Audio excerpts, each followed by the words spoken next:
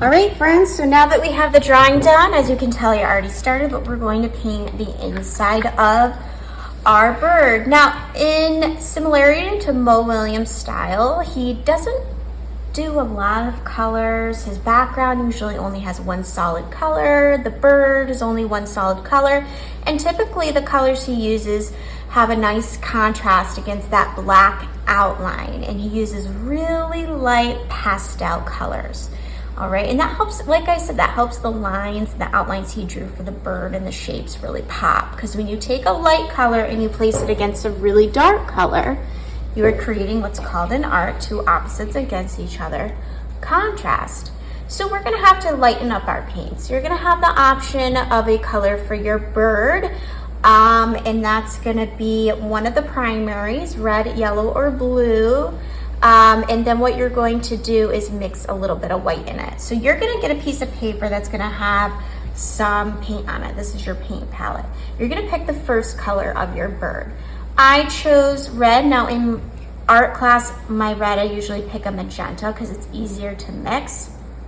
So what I'm gonna do with my paintbrush is kind of pull some of that red from the edge. Because what I'm gonna do is mix right on this paper, which is called your palette. Sometimes when we're in art class, we don't have one, but typically you need a palette to mix.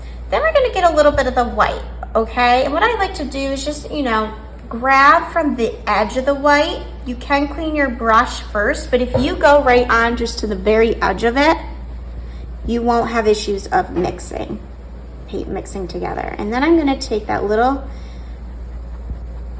amount I already pulled and mix a little bit. So notice I'm not taking the paintbrush and mixing right in the middle of it, because if I want to make this darker, I can now do that since I haven't used all my paint, and I can continue to use this light paint because I again have not overdone it. So I would like to lighten this more. So do you think that I need more white or more colored paint?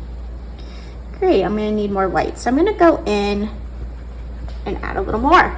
So what we're going to do now, friends, is we're going to outline the shape first. If you hear scratches or it looks dry, as you can tell, I already kind of did this step. I'm going to outline even any shapes that are inside my bird. You can keep his eye white. And I'm going to just go in now that I've outlined it, and very gently I'm going to go in and paint inside the bird. And as you can tell, it's got a really nice light coverage. Now, I know that what happens is I end up having to probably paint over my outline I did, but we are gonna go back in and retrace that later. If your paint is still wet, a little trick of what you can do, if you wanna lighten an area, go in with a little bit of paint, and you can even mix colors. You just have to go back and forth, mix it really good, right onto your paint. However, if that first coat's dried, is that gonna work? No. So that has to usually happen pretty quick. Now I'm gonna do the body. So I might need to mix more on my palette. So if you need to, grab more of those two colors, pull them to the side, and mix. So now I'm gonna outline around the neck and the body.